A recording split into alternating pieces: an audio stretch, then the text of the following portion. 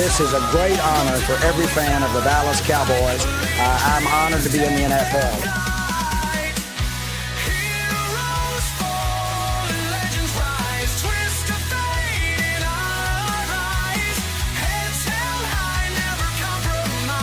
What can I say? Mamba out.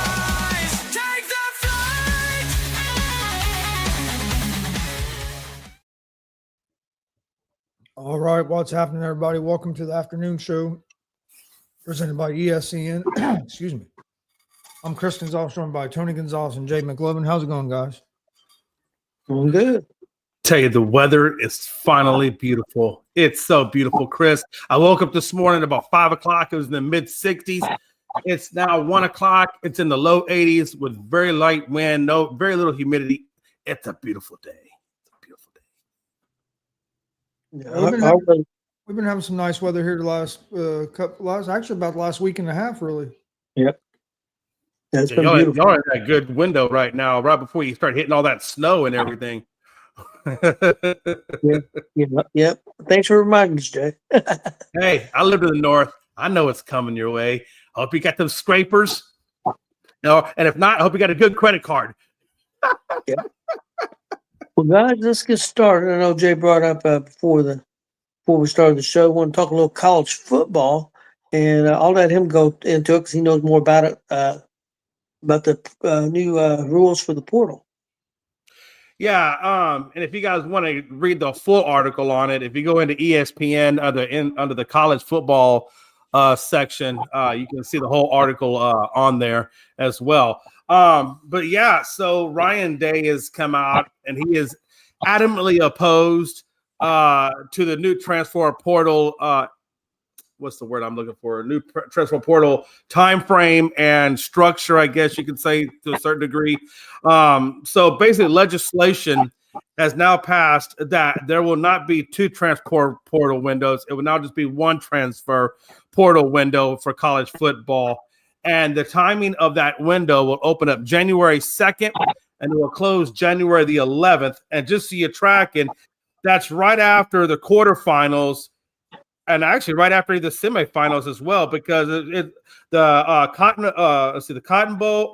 Fiesta Bowl is January the 8th. The Peach Bowl is January the 9th. And then the portal closes on January the 11th. So literally, it's right in the middle of the first part of the playoffs, and I gotta tell you guys, I'm right there with Ryan Day. I don't like the idea of putting the transfer portal window opening and closing in the playoffs. I think it's much better either do it before the playoffs starts or after the playoffs ends, but definitely not in the middle. If you're gonna, I guess it have to be afterwards because you wouldn't want to transfer in right before the playoffs, so it'd have to be after. So I mean, I don't see why they can't do it right after the national title game. Give it a day or two, and then open up the transfer portal window then. To me, that makes a lot more sense. But the fact that they put it right in the middle, knowing damn good and well that if you're in the playoffs, what hunting or what recruiting are you really going to be able to effectively do? Versus on your portal side of it, those going out and also those you're trying to get coming in. So that's going to be a huge thing. I think going forward, the official vote by the athletic committee is going to be October 1st. On whether or not they're going to follow through with what legislation is saying, or if they're going to try, I guess, buck the system and take it to court or whatever and try to fight it there. But that vote does go down October 1st. So I guess there'll be more information to follow on that. But what do you guys think about them putting the transfer portal window right in the middle of the playoffs? Chris, go ahead. Well, there's always been a there's always been a transfer portal in the middle of the playoffs, so that hasn't changed. Now they're just going to that's going to be the only one instead of there also being one in the spring as well. Last year, that was the big talk during the playoffs was because the transfer portal opened up at the same time, pretty much about the same time as it's going to with this. And Ohio State has some guy that was going to transfer out and stuff. I, honestly, from reading up on it, as of right now, I think this is probably the best thing that they could do because this way. If you don't have a transfer portal in December or January, if you wait till the spring, it hurts the players a lot, and it does hurt the coaches too because it's hard to set your rosters. But it also hurts the players because then you're basically stuck with that school till the end of the spring semester. You have to remember the way semesters and colleges go. When you transfer, you got to transfer. They're transferring at certain times so they can still meet eligibility and everything because they are still student athletes. But so with that, it's that the good thing about having it in January is coaches can set the rosters and the kids have a chance to get out before that semester starts. The bad thing is you do have some teams playing, but with the time it's going to be, it's only going to affect 3 or 4 teams instead of affecting all 100 and something. So to me, it's the lesser of two evils. And I kind of agree with what Brian Kelly said. Can't be crying about champagne problems. I mean, that's kind of what Ryan Day is crying about. Like, hey, you got the best program in the country. You're going to be in the top 4, and you're complaining because you're complaining about this. Well, don't be in the top 4, and it's not going to affect you. So, but it's not a perfect system. But until they can figure out something where they can align the transfer portal with the way the school calendar lines up, there's always going to be a little off. And I think this is. I do agree that it should only be one. I don't know if I know this isn't the ideal time, but I think right now it's the best time that doesn't affect either side negatively more. That affects them the least amount negative because, like I said, it puts the players it puts both in a tough position. But if you make them wait till the spring, it puts the players even in a tougher position than what it does the programs. It actually gives the coaches some leverage because they feel like, okay, well, if there's no transfer portal now, they're stuck here we at least have until spring ball. And then we can figure it out from there. And then a lot of times by spring ball, teams want to have the roster set by spring ball. You know, I mean, it's hard. So you really don't want to be transferring everybody then. So it's something that they're going to have to look on. There's a lot of changes that need to be made with college football, but I think it's a step in the right direction, but it's not perfect. Chris, I have a question. See if you know. So if that portal starts, and let's say I'm Ohio State, and I'm in the playoffs. I'm in that Final 14, like you're talking about, and I've got 10 players on that team that want to go to the portal. Do they leave immediately during the playoffs, or is it after the playoffs when they will leave? I think that's up to the player and the program.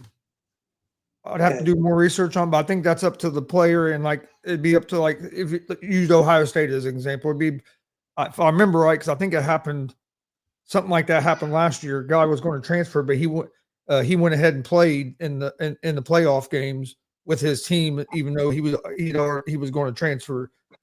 I think it was basically up to the player and the coach of the program. That it'd be up to Ryan Day, cool. And then if you've already committed, if you already said you're going to go somewhere, you probably have to get okayed with that program too, because you're taking a chance of getting hurt. But I'd have to look it up. But I remember it happened last year because there was a guy that played and there was somebody that didn't play. What would it hurt them though to just move it to let's say a week after the national title game ends? That way it gives you a week to recruit or whatever. What would that hurt them to just wait that 1 week after that to go into the portal? I think it has to do with what Chris said. It's about the semesters. Okay. I think that's where there's because if it wasn't for the semesters, I think that's what they would do. That's just my opinion. I think because they could the day after the national championship, the portal opens up for 10 days. I guess so. When does the spring semester actually? Doesn't the spring semester though start January 1st, or is it the middle of January or something like that? Probably the middle because they're usually out for Christmas break and New Year's. So it's going to be after sometime after New Year's. Okay. Man, well, it is what it is. I the one thing I do like about it is I like the fact that there's only one window instead of 2 windows now. That way it gives the option, or it gives the schools the ability to hold on to that athlete for the whole year rather than having them bounce out or whatever during that second window opportunity. So I do like the fact that it's just one window now. Make your decision and let's roll. So I do like that. But anyway, that's all I wanted to point out today. I thought that was interesting that they changed up that time frame a little bit. Okay, guys, let's move on. Before we get to baseball, I'm going to just jump into NBA real quick because it's a quick note. Josh Giddey signed a 4-year deal, $100 million deal to resign with the Chicago Bulls. Chris, what'd you think about that? And then Jay, you go after Chris. It kind of surprised me in a little bit. I bet you it really made Mike Hughes happy. But it kind of surprised me a little bit because his name had been mentioned in a lot of trades and stuff. So it didn't really seem like maybe that Chicago was going to be committed to him. So it did kind of surprise me in that because now you are committed. You are committed to him.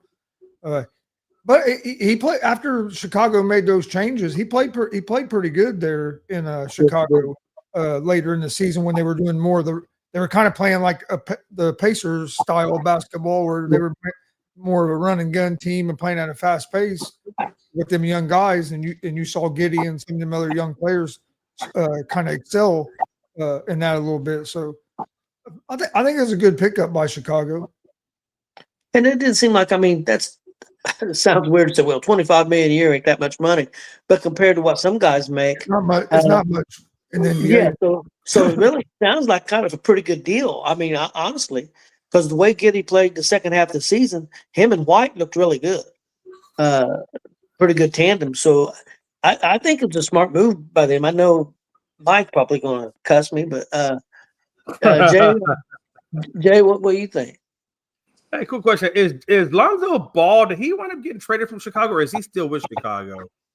I think is it Cleveland? I was going to say he got traded. Is it Cleveland? Yeah, Cleveland. Okay. I thought he got moved, but I wasn't 100% sure where. But okay. Got you. Yeah, they definitely made a serious commitment to Josh Giddey at $25 million a year for a point guard that's averaging 14, 7, and 5.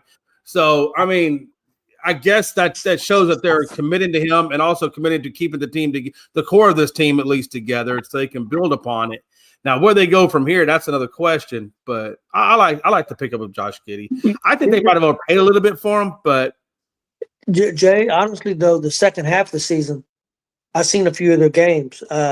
He got a lot more 14 points a game. The first half of the season, the team was a different dynamic, so he didn't score that much. Not like he did. The second half of the season, he was in over 20 points a game almost a lot of the games. So him and that White really stepped up, and the Bulls looked better. It looked like they was moving in the right direction.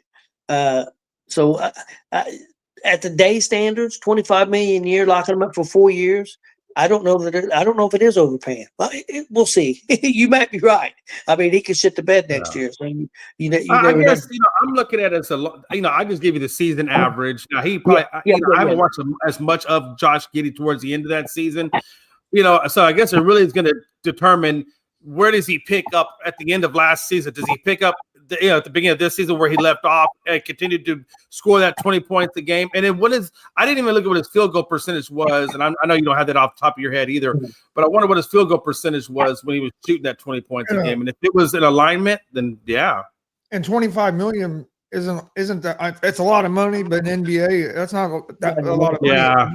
You have bench players that are some bench players that are making $40 million a year. You have guys that aren't even stars that make $40 million a year. So Big Glenn, do you have a take on this? Yes, I think the price is about right. Okay. Yeah. the price is right. Price is right. Price is right. Glenn doing his Bob. Glenn. Price doing is his right, bitch. Yeah. Bob Barker. Yeah. All right, Josh guys. Giddey, come on now. Let's move on to some baseball, guys. Pretty interesting day yesterday. Go over some scores real quick. Cleveland defeated Kansas City 2-0. Philadelphia over the Mets 9-3. Detroit all over the Yankees 12-2. Toronto beat Houston 4-3. Texas 5-4 over Milwaukee, I believe. Yes. The Reds pulled out a victory 4-2 over San Diego. We had Seattle 5-3 over St. Louis. We had San Francisco 5-3 over Arizona, and we had the Dodgers over Colorado 7-3. things are tightening up again, guys. We got the Yankees and the Red Sox down 3 from actually the Blue Jays gained a game on those two. Astros are only up a game on Seattle. So that's really tightening, and Texas is right there, I think 2.5. So things Here are really comes the tightening up Mariners, there. Jay. Yep, Dodgers are up 2 on San Diego.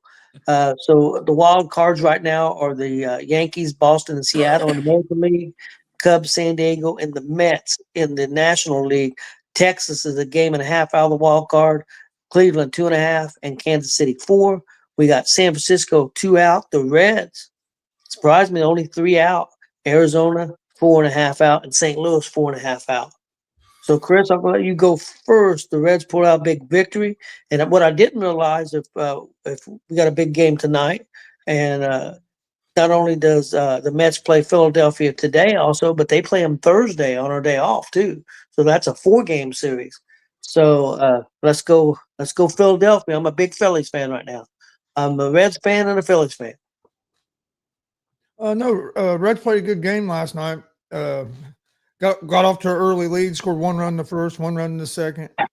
Got up 2-0. Littell was shutting down San Diego, just like our starting pitching did the night before. And then we get in the 5th inning, and the game tied 2-2. Yeah, our 5th inning sucks, man. And that was the same thing that happened the night before. We got in the 5th inning, and Padres scored. But Littell only gave up 2 hits. Maybe 3. I think it ended up being 3 hits the whole game. Like he pitched a heck of a game. That 5th inning, he gave up a hit, and then he gave a sac fly, and then he gave up a triple that scored the tying run. What's his name? I can't think of the guy's name now, but he's on fire for San Diego. He hit triples both games against us, and he had a double last night too. But what the thing about the Reds was, they tied it up 2-2, but then our pitching shut them down. Littell came out and pitched another inning, I think an inning or inning and a half after that, shut them down. Then our bullpen shut them down. Then you get in the 9th inning, it's tied 2-2. Well, actually, before that, Tyler Stevenson hit a ball, got robbed by Fernando Tatis Jr. Dude caught it about a foot over the fence. Perfect timing on his jump. Well, then Stevenson comes up in the 9th inning with a runner on, and Stevenson hits one out. It's a 2-run home run up in the upper deck of left field, kind of saying, "You ain't robbing this one." And then Pagan shut it out. Reds got the win. What sucks about it is if the Reds don't blow the game 1 against the Padres and game 1 against the Mets, we'd be on a 5-game winning streak and only be 1 game out. Yep. Wild card. I mean, we still have a chance. We're only 3. We're right there, but we could, if we wouldn't have blown them the opening game of both those series, we'd be 1 game out right now. So we're playing pretty good ball. Our bullpen has to tighten up. Our bullpen wasn't great in the month of hasn't been great in the month of September. So the rest of this month the first week of the month we haven't been great. Our bullpen in the last 2 games though has been solid. Our bullpen in the last 2 games has been good. So we need a big game tonight for us, and then get ready for our next series. Well, I know, because we had the second tough schedule in the second half. But if you look at the Mets schedule and our schedule right now, what's left? I think the Mets is a little tougher than ours right now. I'm just talking about the last, 16, 17 games. We're getting ready to play the Athletics, and they got another tough series coming up. I want to say it's the Rangers. I don't remember offhand for sure, but I looked at. I'm not saying our schedule's easy by any means. The last 17 games, but we've got Oakland. But I think their schedule is just as tough as our schedule gets tougher towards the end. We have the Cubs, and we also have our last 3 games, the Brewers. But the Brewers may not be playing for anything. Yep. Because they're so far ahead right now. The last 3 games, they ain't gonna have nothing to play for. So it's still got a shot, I guess. Just got to hang in there. Big game tonight. We get that win tonight. Even if the Mets win, they got to turn around and play the Phillies again on Thursday. So we have a couple chances to gain some ground. So we need that win tonight. like I said, we got to keep winning series. If we win tonight, it'd be 2 series. It'd be 2 series in a row that we won. We got to keep. It'd be nice to get a sweep in there. But I mean, we won the series against the Mets. If we can win this series against the Padres. You ask most people in the country if the Reds were going to win either one of those series, and most analysts would say no. That they're going to be lucky to win one game. So he was able to win both the series, and very easily could have swept the Mets. Yeah. We blew that game, but yeah, we just have to keep winning series. If we keep winning series, we'll have a chance. Okay, Mr. J, what about those Astros? We're only up a game on Seattle now, and Texas is breathing down their neck and your neck. What are you thinking? Yeah, what I'm thinking is everybody's heating up at the right time, except for the Astros. And what I mean by that is if you look at let's take Boston, for example. They're on a 3-game win streak. Seattle's on a 4-game win streak. Texas on a 3-game win streak. And Cleveland's on a 5-game win streak. You know, when you got teams that are red hot like that are having these types of streaks, and we're on I think we're on our second or third loss, now in a row. And everything is literally within a game and a half of each other. If the Astros don't get their stuff resurrected and quick, they might find themselves completely out of the playoffs. And it may be Texas and Seattle where they're playing, having those 2 spots. I think Boston and New York are firmly in where they're in. I don't think either one of those 2 are going to come out. So really it just comes down to that 3rd spot. And literally you got 3 teams vying for that 3rd spot, So it's very much a battle. Luis Garcia went down last night with right elbow discomfort, which he had the Tommy John. So right now he's listed on the injury report as day-to-day. Hopefully it's nothing serious. Maybe it's just a little inflammation or something, and he can be back in a week or 2. But it's not good. You do get JP France back. I think tonight he'll get added to our bullpen. Ort and Sousa, 2 of our bullpen guys, are now expected to miss the playoffs. So our bullpen is obviously hit with a lot of injuries. So JP France has come back at a good time to fill one of those spots. It's all up in the air at this point, Tony. Every game is an important game. Every series is an important series, not only for us, but for Texas and Seattle. Cleveland, not to discard Cleveland, but I just don't think that they have enough to overcome what Texas and Seattle are doing for that 3rd spot. That's possible, Jay, but they're hot right now, too. They're only 2.5 back. They're only a game behind Texas. Right. No, I get that. And when you look at their schedule, like Cleveland has Kansas City, which is vying for a playoff spot as well. So, that's going to be a tough series. Then they got the White Sox, which be easy. Then they got Detroit, the Twins, back to Detroit, and then back to Texas. I'm telling you, it's a very long, difficult road for Cleveland to get in there if they're going to get in there, because everybody is fighting. They're not going to get any easy games. And then when you look at Texas, they have Milwaukee, like you said. And then which they beat Milwaukee last night, so they're already in a good shape on that series. And then they got the Mets, who we know are struggling. I think they're on a 3 or 4 game losing streak. And then they got us, and then they got Miami, Twins, and then back at Cleveland, which is going to be another, team trying to get in if it hasn't already been solidified by then. So I think Cleveland has the hardest road though out of the bunch. Yep, you might be right. Big Glenn, do you have a take on this? Yes, I think it's somewhat shocking that the Reds are still in there right now. But things are starting to clear up a little bit for them in that way. But as far as the Astros is concerned, they need to start focusing on winning games versus shaving bats. See, Glenn. See, what do you, I mean, come on, really? I mean, that's just some bullshit. That's just some bullshit. I mean, make a good take, but all that is regurgitating. That's just like regurgitating the same old thing. I mean, if you're gonna say something, at least have a little bit more originality to it. That's just a bullshit. That's a bullshit shot to throw at somebody. Come on, man. That was hilarious, Glenn. It's like Was it really? Well, it was because I wasn't expecting to say it. I mean, it's like Frankie's got his hand up his ass and he's a puppet almost. Yeah. Oh, that was all me. But yeah, it does sound like Frankie talking though. All that is Frankie talking through Glenn's voice, man. That ain't even really Glenn. Glenn's back there taking a back seat somewhere. That's Frankie talking for Glenn. Yeah. One thing that you did say there, Glenn, and I kind of agree. The way the Reds have played the last couple of weeks, 2 or 3 weeks, been very, inconsistent. We're very fortunate to still be in it. I mean, matter of fact, a couple of days ago, I thought we were out of it. So, so I mean, that's hopefully they can keep going. I mean, it's been exciting. If they make it, they make it. If they don't, they don't. But at least they've been competitive, and that's the main thing that I want as a Reds fan. I mean, I want my team to be competitive every year. Guys, let's talk a little boxing real quick. Big fight this Saturday night at 9 p.m. on Netflix. That's when it starts. That fight probably won't happen about 1 in the morning because there's a bunch of fights on the card. But Terrence Crawford versus Canelo Alvarez.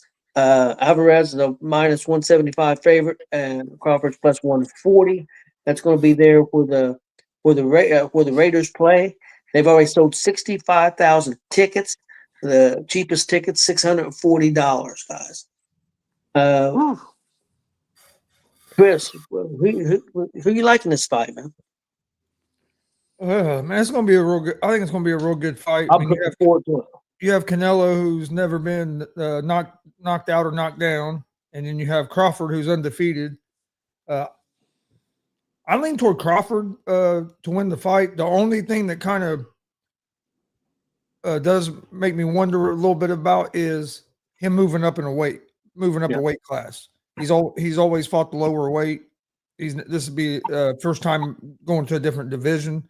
So is Canelo's power going to feel different to him with Canelo being a little bit bigger guy than what he's used to fighting? And is Crawford still going to have the same kind of power when he hits a little bit of a bigger guy? So to me, that's a little bit of a question.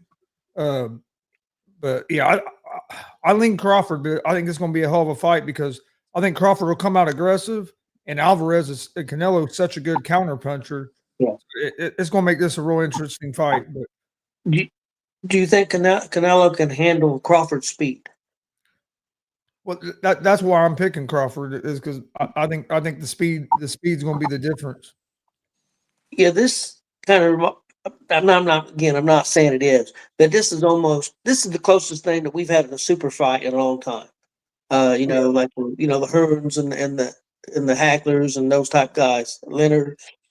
This is the closest thing, and the fact that it's on Netflix, a lot of people are going to watch it. I'm excited for it. I really am. I wish it would have started at 7, so the fight might be about 11 instead of about 1 in the morning. But I'm looking forward to it. And I've been thinking about placing a bet on Crawford at plus 140. That's not too bad if it stays. I don't know if it'll stay that or not. Jay, what do you think? Yeah, correct me if I'm wrong. If Crawford wins this fight, does it put him as 3 different division winners? I know we've had 2 boxers have had 1 in 2 different divisions, but if he wins that Canelo fight, does that put him as a 3 division winner? That may. You may be right. Because I don't think that's ever been done in history. I was looking at this report and it said that being a 2-division undisputed men's champion is no longer an exclusive club, obviously with Usyk and Inu, I guess this is how you say his last name, sharing the residence with Crawford, but 3 divisions, no men's boxer has accomplished that achievement. So I'm wondering, is this Canelo fight? Is that a title fight that he's in tonight? I'm not sure it is a title fight, Jay. I'm not saying it's not, but I'm not positive. Okay. To be honest with you, because I know there was some weight difference there, and I think they worked something out. So I'm not sure if it's a title fight or not. Okay. But yeah, I like his speed. I like Gonzo was saying, I like his speed, but I like his competitive desire. He was saying he does not like to lose. He does not like to lose in anything. So I like a competitive guy. I think Mayweather was kind of built like that. Super competitive, doesn't like to lose, that type of thing. Speed. So I see that with Crawford. I think Crawford gets the win. And Crawford is in shape, man. He is. He has really trained hard for this fight. So it's going to be interesting. Big Glenn, what's your take? Crawford. Okay. Let me ask you guys Jay? something. Jay, what was you what were you saying about Crawford about a two division, or does there never been a boxer do three? Because I was looking because Alvarez has won titles in 4 different divisions.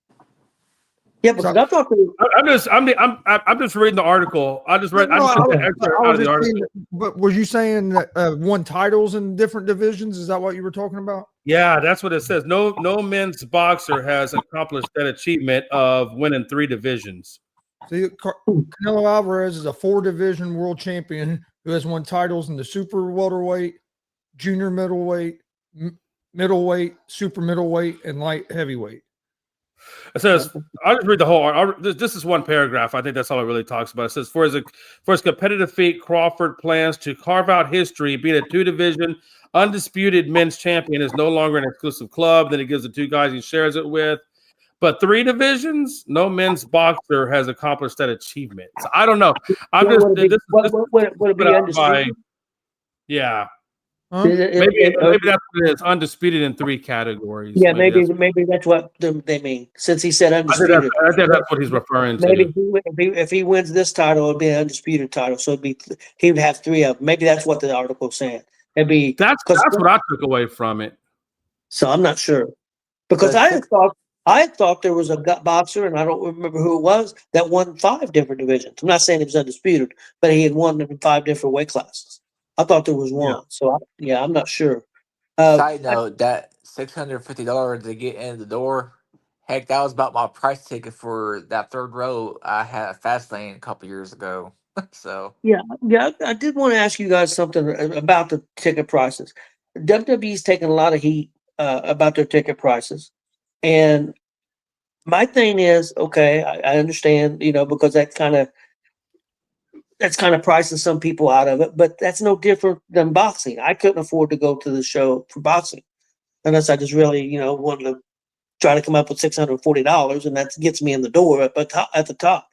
NFL games are the same way. NBA basketball games, maybe not regular season, but you get in the playoffs to a big thing. Oh, yeah. It's the same thing. And baseball's about the only thing that's still kind of a little bit affordable, but probably not for the World Series or the playoffs. Yeah. I don't know about the playoffs, but World Series, it probably no. Super Bowl prices were even a lot more than this. So I just wonder why.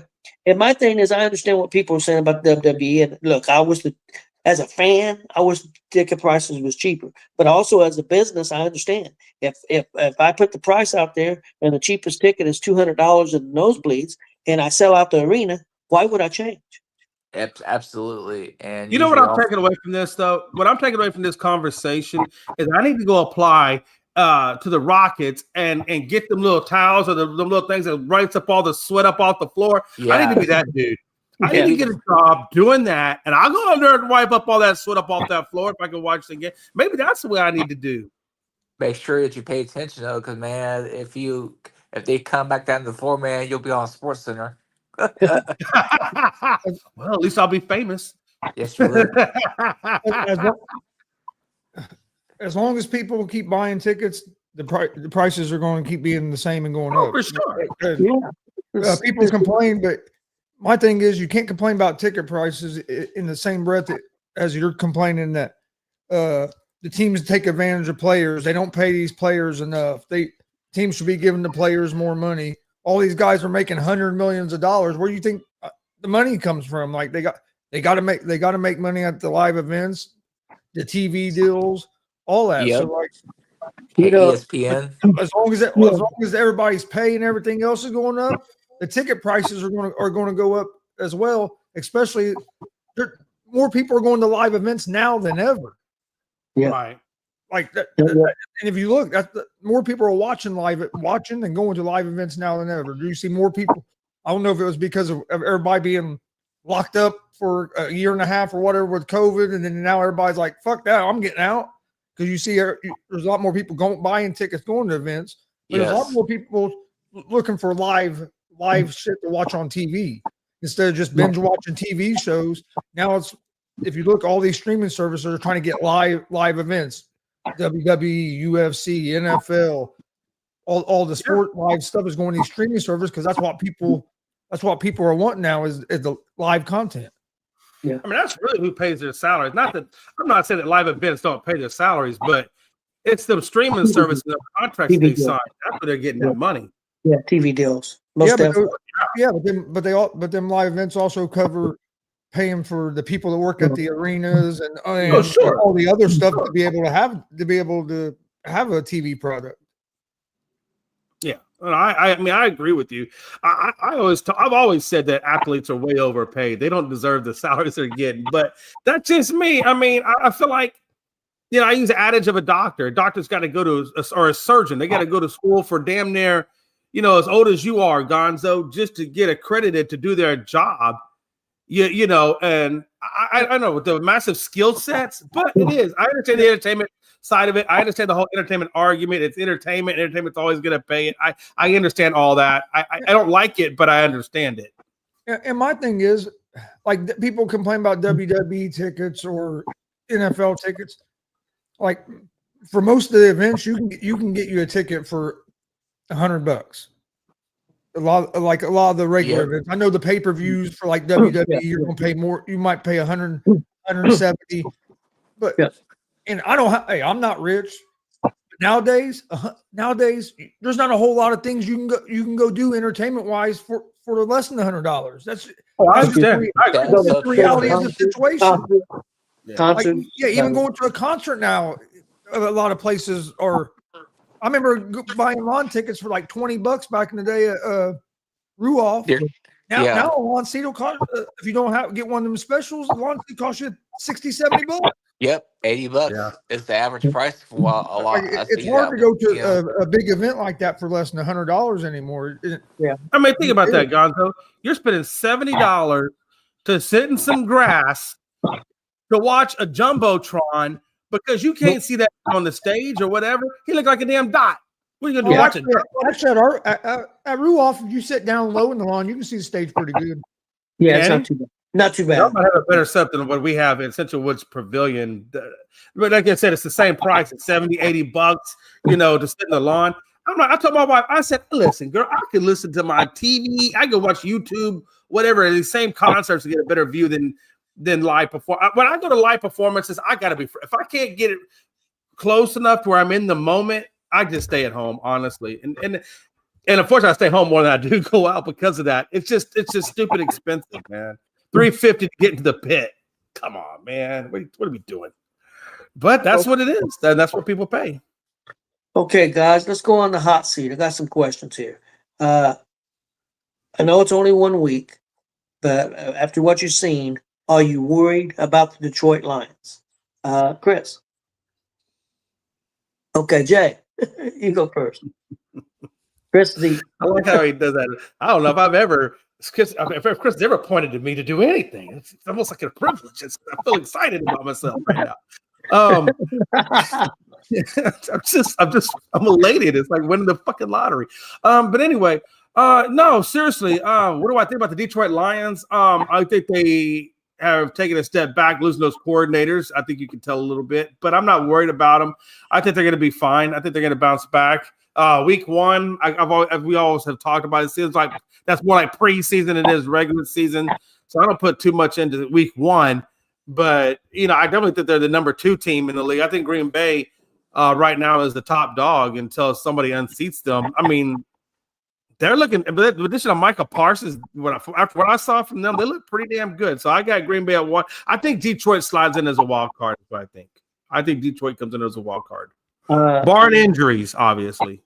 I think I'm a little worried about the Lions. They had no fire on either side of the ball, and that's something you always see every game last year, man. This team, even with all the injuries, man, they were ready to play and give it all they had. And I just didn't see it. And the lack of coordinators, I don't know what the issue was, but I'm not going to say big time worried, but I'm a little worried. Chris, what do you think?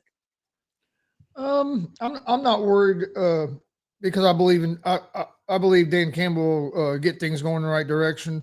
I was disappointed because I thought they would come out and be the more physical team because what you always see from the Lions. I think they'll look a lot better this week than they did that first week.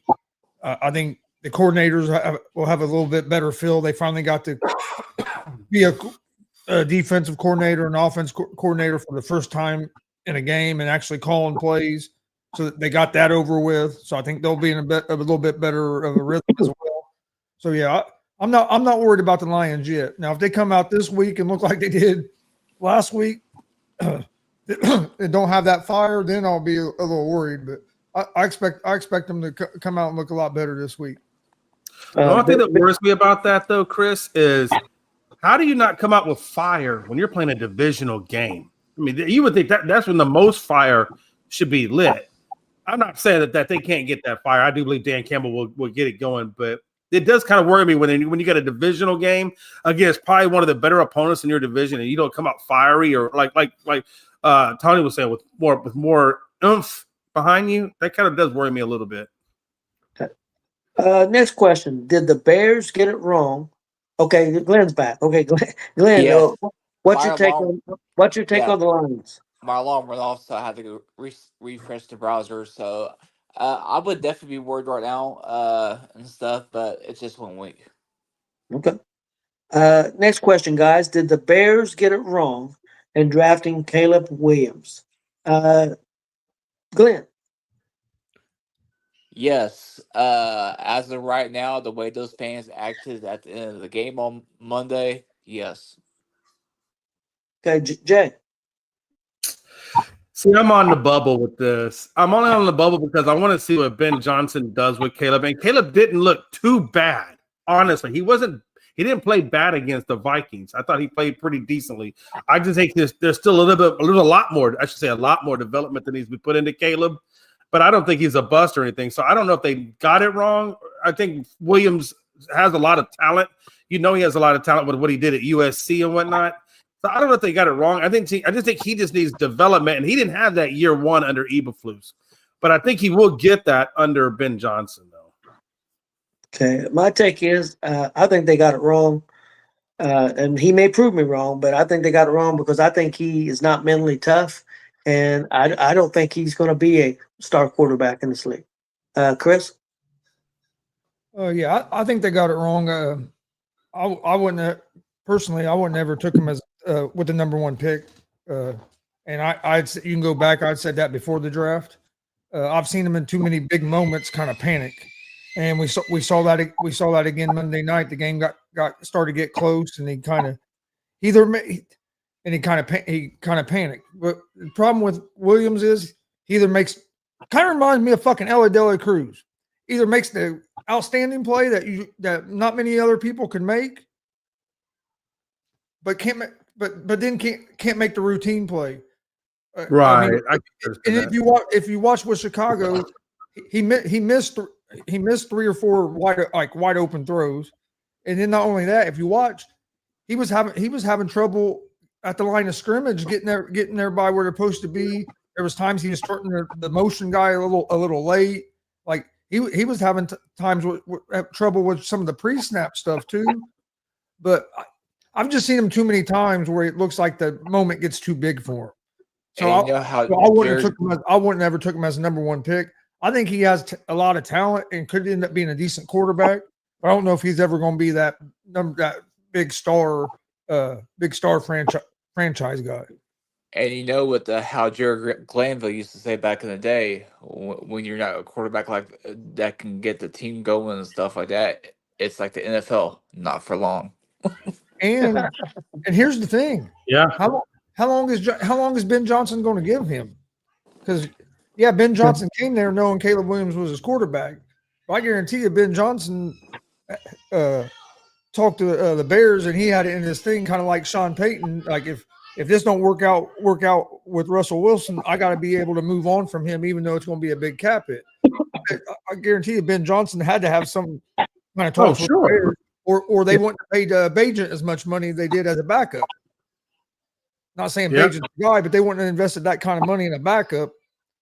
And if you look at the body language of Ben Johnson on the sideline, hell, he was over at cussing Williams and stuff. Like I don't know how great that relationship is. If them two are going to, if them two kind of see eye to eye and are going to be able to really have that chemistry together, and that's big for a quarterback and a play caller. You got to be on the same page, and they didn't. Especially in the second half, they weren't on the same page. At first drive of the game, it looked real good, but then after that, it just seemed to start getting shakier. Okay, guys, you're getting ready to start an NFL team this year, 2025. Who would be your quarterback? Josh Allen, Lamar Jackson, or Patrick Mahomes? Jay. God, that's so hard. For me, it's really kind of between Patrick Mahomes and Josh Allen. Nothing against Lamar. I'm just not a big Lamar fan. They're so good because they can both extend play. All three of them can extend plays. Why are you not a Lamar fan? Is it because he's black? Wait, No, Chris. No, I am full on equality. Hey, That's nothing to do with it. If anything, I just had to mess with you, Jay. I know that's not why. I just had to mess with you. Oh, I like how you put me in spots. Like I like how you put me in spots, man. Damn. No, in all honesty, I like Josh Allen. I like the way Josh Allen throws the ball. I like where he obviously runs the ball extremely well. He's a tough guy. He's smart and intelligent. Yeah, I like the way he handles it. So I'm gonna go Josh Allen on this one, and that's a hard one because I really like the way Patrick Mahomes does things too. I'm just more aligned with Josh Allen. I think he's more my prototypical type of quarterback that I would want. I would take Mahomes because he's a winner. He wins. I mean, that's something Allen. Yeah. And Jackson ain't got over the hump yet. So I would take Mahomes. Chris, what about you? I'll take Josh Allen. Actually, for me, it would come down to either Allen or Jackson. Mahomes is great, but if you look at Mahomes' numbers, last couple of years, his numbers haven't been real great. They find ways to win games, but his play has been on a little bit of a decline compared to the 3 or 4 seasons before that. If you look at his numbers last couple of years, but no, Josh Allen. I think Josh Allen is, in my opinion, best quarterback in the NFL right now. What he can do, his size, his arm, he can make he can make plays the other guys can't make, and he's so big and fast. And look what like you said, he hadn't got over the hump, but the difference between Allen and Lamar is Allen, he hasn't got to the Super Bowl, but he's performed well in big games and put his team in position to win big games. They got beat by, like you said, Mahomes. Hell, you have to lead with 18 seconds left, and you let them come back and win that game, or the Bills would have been in the Super Bowl. So, I mean, where with Lamar, it seems like in the playoffs he hasn't performed. So, but yeah, I would go with Josh Allen. Big Lynn? well, look how I draft my fantasy draft. Josh Allen. Yeah. Number one pick. Okay, this is the last question, guys. Chris, your big takeaway from week 1 of the NFL. One big takeaway. One big takeaway from the NFL. San Diego, Los Angeles Chargers looked really good. Green Bay looked good, and the Detroit Lions really surprised me. And Indianapolis looked real good. My big takeaway is Indiana fucking Jones. He's the man. After one game, we'll see how he looks after Denver.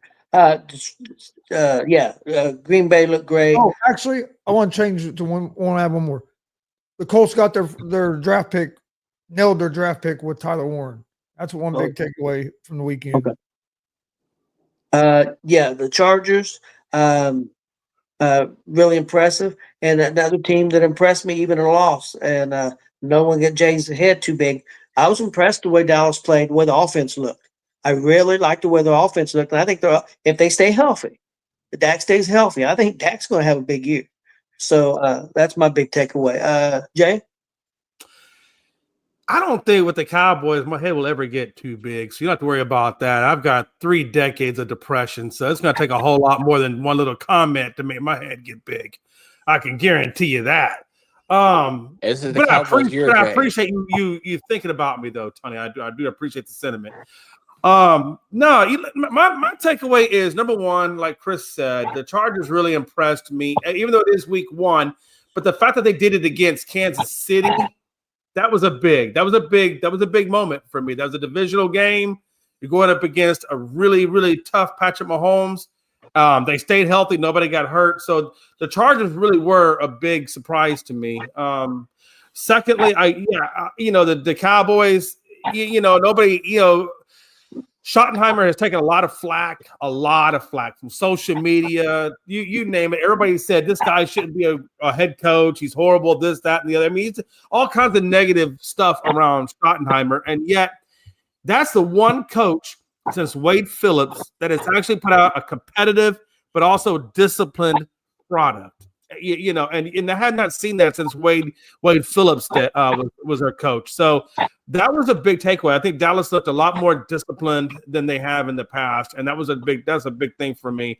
The last thing I took away was, wow, I hope these running games get going, because Derrick Henry was the only one that really shined at the running back position, in my opinion. So yeah, I'm curious to see what week 2 brings. Okay, hey guys, I gotta go. I'm gonna get out of here. Let Glenn go, and you guys close out the show. Have a good one, Tony. Everybody have a good day. All right, so my takeaway from week 1 is Daniel Jones. That dude freaking killed it, and I even went as far as cutting Tua Tagovailoa off of my Gonzo Fantasy League draft and picking Daniel Jones up off of waivers without hesitation. Yeah, I don't blame you on that either. Some people are saying that Tua was playing out there with a concussion even in week 1. I've seen a funny meme somewhere, or I don't. Facebook reel. I'm waiting for more. Yeah, I'm waiting for more information to come out about that. But that's just rumor mill. What I heard. I don't know if that's 100% accurate. I guess we'll wait to see if more comes out of that down the road. But yeah. I got a funny thing to tell you about that. I saw a funny Facebook meme or Instagram reel of somebody on their comedy page saying that Tua Tagovailoa was out there looking like Shamar.